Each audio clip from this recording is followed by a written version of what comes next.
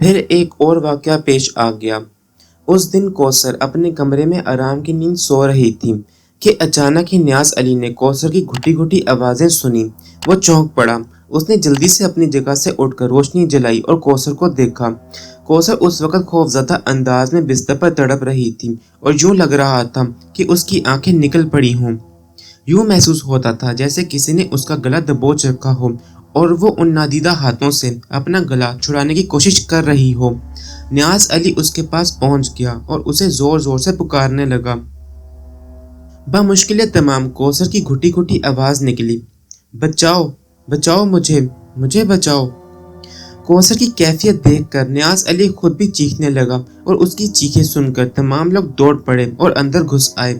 سبھی نے محسوس کیا کہ کوثر اس وقت کسی نادیدہ قوت سے نبرد آزما ہے۔ وہ وحشیانہ انداز میں ہاتھوں کو فضا میں لہرا رہی تھی جیسے ہوا سے لڑ رہی ہو۔ نیاز علی سے بیوی کی یہ کیفیت نہ دیکھی گئی۔ وہ جھک کر اسے اٹھانے کی کوشش کرنے لگا لیکن اسے یوں لگا جیسے کسی نے اس کے سینے پر لات رسید کی ہو۔ وہ زمین سے تقریباً 2 فٹ اوپر اچھل کر دوبارہ نیچے گر گیا۔ اس کے ساتھ ہی کوثر بھی بستر سے اچھل کر نیچے آ گئی۔ اس کے بدن پر کافی زور سے چوٹ لگی تھی۔ باقی تمام لوگ شدت خوف سے کپکپا رہے تھے۔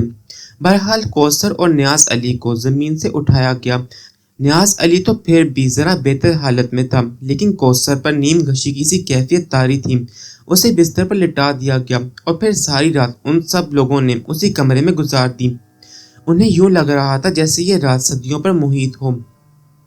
دوسری صبح ڈاکٹر کو بلانے کا فیصلہ کیا گیا کیونکہ کوثر کی حالت مسلسل خراب تھی۔ جو واقعہ رات کو پیش آیا تھا اس نے کوثر کو بری طرح نڈھال کر رکھا تھا اور وہ نیم گھشی کی سی کیفیت میں تھی۔ حمزہ ڈاکٹر کو بلانے کے لیے چل پڑا۔ تھوڑے فاصلے پر انہوں نے ایک ڈاکٹر کا کلینک دیکھا تھا۔ ادھر کوثر اب کچھ بہتر حالت میں آتی جا رہی تھی۔ رات کے تجربے کو اب وہ خوفزدہ لہجے میں ان سب کو سنا رہی تھی۔ اس نے کہا، میں اس گھر میں نہیں رہوں گی۔ کیسی باتیں کرتی ہو کوثر، اس گھر کو چھوڑ کر ہم کہاں جائیں گے؟ ہمیں ہمت سے کام لینا ہوگا۔ باقی لوگوں نے بھی یہی باتیں کہی تھیں جبکہ ان کی بیگمات کے چہرے خوف سے زرد ہو رہے تھے۔ کچھ دیر کے بعد ڈاکٹر آ گیا۔ وہ اس علاقے کا پرانا رہنے والا تھا اور شاید اسے اس مکان کے بارے میں تفصیلات معلوم تھیں۔ اس نے کوثر کو 1-2 طاقت کے انجیکشن لگائے اور پھر بولا، میں آپ سے کچھ کہنا چاہتا ہوں۔ لیکن پھر اچانک اس نے زبان بند کر لی۔ جی ڈاکٹر، بتائیے کیا کہنا چاہتے ہیں آپ؟ نہیں، کوئی ایسی خاص بات نہیں ہے، میں نے انجیکشن دے دیا ہے، آپ ان کا خیال رکھیے۔ ڈاکٹر فیس لے کر چلا گیا۔ 1-2 دن اسی خوف کے عالم میں گزرے۔ مرد اپنے کاموں پر چلے جاتے تھے اور عورتیں ایک دوسرے کی ہمت بندھاتی رہتی تھیں۔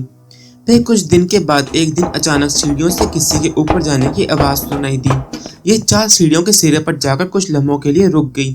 پھر جب دوبارہ سنائی دی تو غسل خانے کا دروازہ زور سے بند ہوا اور پانی گرنے لگا۔ گھر کے ایک بزرگ سیڑھیوں کی طرف لپکے اور غسل خانے میں جا پہنچے۔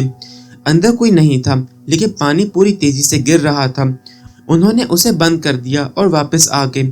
تھوڑی دیر کے بعد دوبارہ کسی کے اوپر جانے کی آواز سنائی دی اور بزرگ اس کے تعاقب میں چل پڑے۔ کوثر کی کیفیت کا انہیں بھی علم تھا اور جو کچھ تصورات اس گھر کے بارے میں قائم کیے گئے تھے ان بزرگ نے اس کی تردید کی تھی اور اس تردید کی تصدیق کے لیے ہی وہ یہ کوششیں کر رہے تھے۔ وہ آواز غسل خانے کی طرف بڑھی اور پھر دروازہ کھلنے اور بند ہونے کی آواز ابھری لیکن دروازے پر کوئی جنبش نہیں ہوئی تھی۔ پھر نہانے کے ٹب میں پانی گرنے کی آواز سنائی دی حالانکہ پانی بالکل بند تھا۔ بہرحال یہ صورتحال جاری رہی۔ پتہ نہیں چل رہا تھا کہ یہ سب کچھ کیا ہو رہا ہے۔ شام کو جب گھر کے تمام لوگ کھانے کی میز پر جمع ہوئے تو سیڑھیوں سے کسی کے اترنے کی آواز بڑی نمایاں تھی۔ سب چونک پڑے۔ اس وقت بالکل یہی محسوس ہوا جیسے کوئی گھر میں داخل ہوا ہو اور سیڑھیوں سے نیچے جا رہا ہو۔ وہ سب کے سب اپنی جگہ سے اٹھ کھڑے ہوئے اور سامنے والے ہال کی جانب دوڑے۔ ساتھ والے کمرے کا دروازہ کھلا اور کوئی باہر نکل گیا حالانکہ اس دروازے میں پہلے تالا لگا ہوا تھا۔ حسن علی کی خوفزدہ آواز ابھری، شاید کوئی اوپر موجود ہے، آؤ ذرا دیکھیں۔ نیاز علی نے ہمت کرتے ہوئے کہا۔ حمزہ اس کے ساتھ اٹھ کھڑا ہوا۔ وہ آگے بڑھنے لگے۔ ابھی انہوں نے چند ہی سیڑھیاں طے کی تھیں کہ اچانک انہیں بھاری قدموں کی آواز سنائی دی۔ کوئی نیچے آ رہا تھا۔ ان کی نگاہیں آنے والے کا جائزہ لینے کے لیے بھٹکنے لگیں، لیکن کوئی نظر نہیں آیا۔ البتہ ایک لمحے کے لیے انہیں محسوس ہوا جیسے کوئی ان کے جسم کو چھوتا ہوا گزر گیا ہو۔ اس کے علاوہ سانس کی ہوا بھی حمزہ کے چہرے سے ٹکرائی تھی۔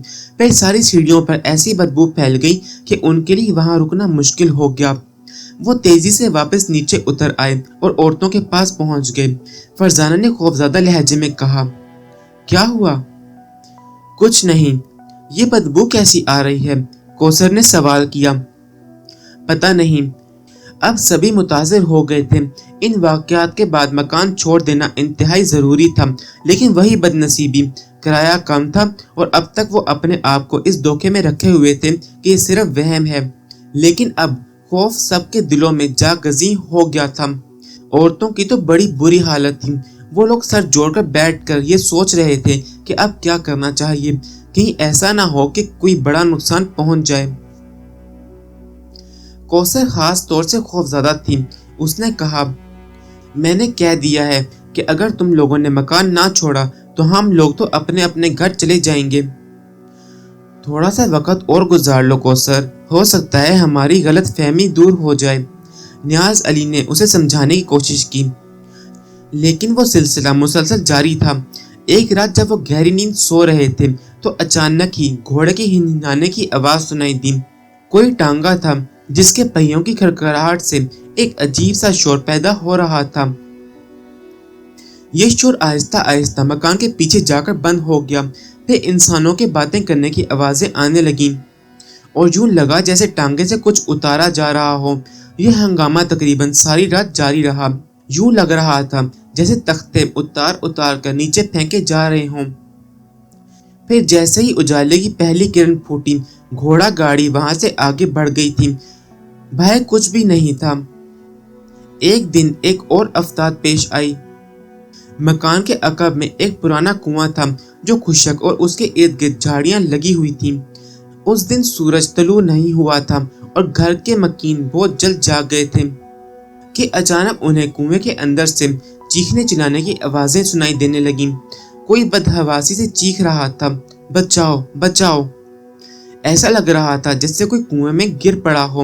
حمزہ ذرا بہادر آدمی تھا۔ وہ اکیلا ہی دوڑ پڑا اور کنویں کے کنارے پہنچ گیا۔ کون ہے؟ کون ہے؟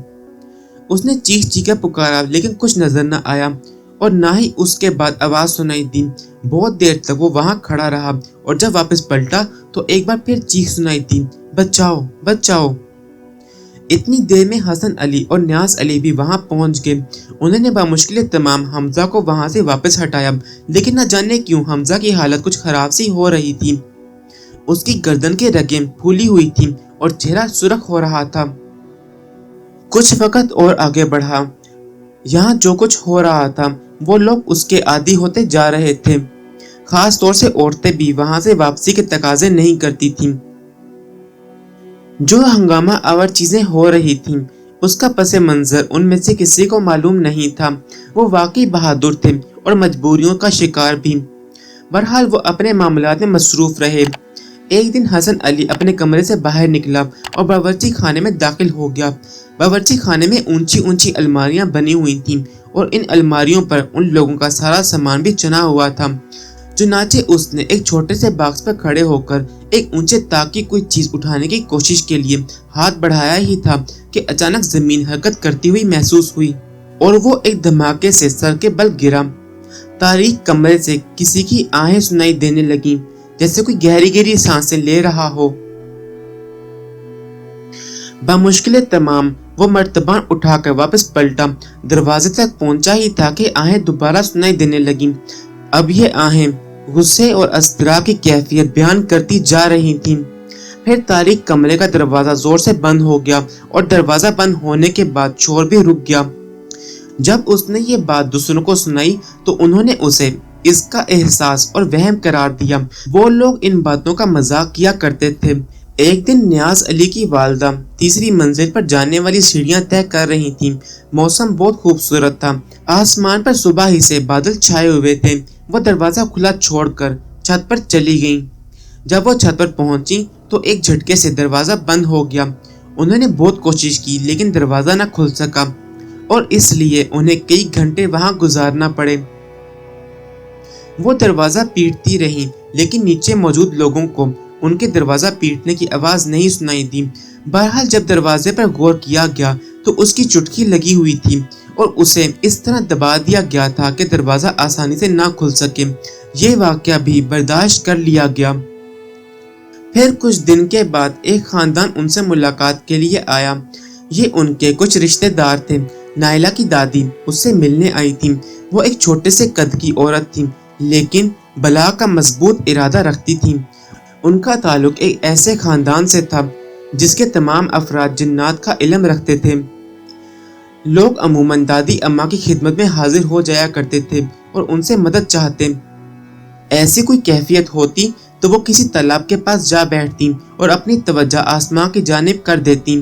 تھوڑی دیر کے بعد بارش ہونے لگتی۔ وہ اپنی قوت ارادی سے بے جان چیزوں کو گھومنے اور ناچنے پر مجبور کر دیتی۔ یہ ان کی ایک خوبی تھی۔ پھر اس دن جب سب وہاں بیٹھے ہوئے تھے تو حمزہ نے مسکراتے ہوئے کہا، دادی، آپ کی آمد ہمارے لیے سکون کا باعث ہوتی ہے۔ کیا آپ اس گھر میں موجود بری قوتوں سے ملاقات کر سکتی ہیں؟ اس کے بارے میں معلوم کرنا ہوگا۔ بہرحال دادی اماں کے بارے میں یہ بات مشہور تھی کہ وہ روحانی قوتوں کی حامل ہیں، لیکن لوگ ذرا اس بات کو مشکل ہی سے تسلیم کرتے تھے۔ چنانچہ انہوں نے دادی اماں سے کہا، آپ یہاں معلومات حاصل کریں کہ اس عمارت میں کوئی ہے۔ کیا یہ آج سے زیادہ عمارت ہے یا صرف ہم اپنے وہم کا شکار ہو گئے ہیں؟ حالانکہ جتنے واقعات یہاں پیش آ چکے تھے اس کے بعد بھی ان کو وہم قرار دینا بھی ایک حماقت کی بات تھی، لیکن وہ لوگ اپنے آپ کو دھوکہ دے رہے تھے۔ دادی اماں نے تھوڑی دیر تک خاموشی اختیار کی، پھر اس کے بعد کہنے لگیں، ہاں، اس وقت کمرے میں ہمارے علاوہ اور بھی کچھ اور لوگ موجود ہیں۔ ان کے سامنے بنے ہوئے ایک آتش دان پر سنہرے بالوں والی ایک خاتون کی تصویر لٹک رہی تھی۔ یہ خاتون دلکش خدوخال کی مالک تھی۔ دادی اماں نے کہا، میں یقین سے کہتی ہوں کہ اس عورت کی موت طبی نہیں ہوئی تھی، اسے کسی طرح ہلاک کر دیا گیا تھا۔ اچانک ہی دادا ابا کے چہرے پر عجیب سے تاثرات پیدا ہو گئے۔ انہوں نے گھور کر دادی اماں کو دیکھا اور بولے، تمہیں اپنا وعدہ یاد رکھنا چاہیے۔ دادی یہ سن کر خاموش ہو گئیں۔ دوسری صبح نائلہ نے دادی سے کہا کہ وہ مزید کچھ بتائیں۔ اس وقت دادا ابا شہر گئے ہوئے تھے۔ دادی اماں اور نائلہ وغیرہ وہاں موجود تھیں۔ کچھ دیر کے بعد دادی اماں نے کہا، اگر تم واقعی اس بارے میں جاننا چاہتی ہو تو آؤ میرے ساتھ۔ ایک کمرے میں ہم خاموشی سے کچھ وقت گزاریں گے اور ان کا انتظار کریں گے جو یہاں ہنگامہ آرائی کر رہے ہیں۔ دادی اماں نائلہ کو لے کر خالی کمرے میں جا بیٹھی۔ نائلہ کا دل تیزی سے دھڑک رہا تھا۔ دادی اماں کے بارے میں اسے معلوم تھا کہ وہ انتہائی عالم فاضل قسم کی خاتون ہیں۔ وہ یقیناً کوئی اہم انکشاف کریں گی۔ کمرے کے عین درمیان پہنچ کر دادی اماں ایک کرسی پر بیٹھ گئیں۔ انہوں نے آنکھیں بند کر لیں، ہونٹوں ہی ہونٹوں میں کچھ پڑھنا شروع کر دیا۔ نائلہ ان سے کچھ فاصلے پر بیٹھی ہوئی تھی۔ نہ جانے کیوں نائلہ کو اس وقت ایک عجیب سے خوف کا احساس ہو رہا تھا۔ دادی اماں کچھ دیر بیٹھی رہیں۔ اس کے بعد انہوں نے آہستہ آہستہ آنکھیں کھول دیں۔ ان کی آنکھیں سرخ انگارہ ہو رہی تھیں اور ضرورت سے زیادہ سرخ معلوم ہو رہی تھیں۔ نائلہ یہ سب کچھ دیکھ کر خوف زدہ ہو گئی۔ تب دادی اماں کی آواز ابھری، وہ ایک عورت ہے، ایک خوبصورت عورت، لیکن افسوس وہ کوئی بدرو نہیں ہے، بلکہ وہ… دادی اماں نے اتنا ہی کہا تھا کہ اچانک شور کی آواز سنائی دی اور یہ شور بتدریج بڑھتا رہا اور کئی آوازوں میں بدلتا چلا گیا۔ نائلہ نے گھبرا کر دروازہ کھول دیا مگر کمرے میں خوفناک شور جاری رہا۔ ہوا اتنی تیز اور سرد تھی کہ رونگٹے کھڑے ہوتے جا رہے تھے۔ دادی اماں کے ہونٹ بند ہو گئے اور سکتے کے سے عالم میں کرسی پر بیٹھی بے حس و حرکت ہو گئیں۔ نائلہ گھبرا کر آگے بڑھی۔ اس نے دادی اماں کا ہاتھ چھو کر دیکھا۔ ان کا ہاتھ برف کی مانند سرد ہو رہا تھا۔ پھر اچانک ہی دادا ابا اور دوسرے افراد کمرے میں داخل ہو گئے۔ दादी अम्मा की कैफियत देखकर वो भी घबरा गए। बमुश्किल तमाम उन्हें उठाकर दूसरे कमरे में लाया गया। काफी कोशिशें करने के बाद दादी अम्मा को होश आया, लेकिन होश में आते ही वो बुरी तरह कांपने लगी। ऐसा महसूस हो रहा था जैसे कोई उनके जिस्म में सुइयां चुभो रहा हो, लेकिन उनके मुंह से आवाज नहीं निकल रही थी। बहुत देर तक उन पर यह कैफियत तारी रही। उसके बाद निढाल होकर वो गहरी नींद सो गईं। इत्तेफाक की बात यह थी कि उन्हीं दिनों बाबा अदरीस अली अपने ससुराल आए हुए थे। ये घर चूंकि उनके ससुराल के करीब था, चुनाचे इस घर के रहने वाले अक्सर बाबा अदरीस अली के ससुराल वालों से मुलाकात भी करते रहते थे। बाबा अदरीस के बारे में उनके ससुराल वालों को मालूम था कि वो रूहानियत के बहुत ऊंचे मर्तबे पर हैं और चिल्ले वजीफे करते रहते हैं। पूरी तफसील किसी को मालूम नहीं थी कि बाबा अदरीस अली अच्छे खासे आलिम हैं। बाबा अदरीस को ये तमाम सूरत हाल मालूम हुई तो उन्हें भी खुद काफी दिलचस्पी हुई और आखिरकार एक दिन उन्होंने उस घर के एक बुजुर्ग से मुलाकात की। बुजुर्ग ने बाबा अदरीस को अंदर आने की दावत दी। बाबा अदरीस ने फिजा में सूंघते हुए कहा, ये बदबू कैसी है? बस जनाब, हम लोग एक अजाब में गिरफ्तार हैं। अगर आप मुझे इजाजत दें तो मैं यहाँ कुछ पढ़ना चाहता हूँ। ये तो बहुत अच्छी बात है जनाब, अगर आप हमारी कुछ मदद करना चाहते हैं तो भला इनकार की क्या गुंजाइश है।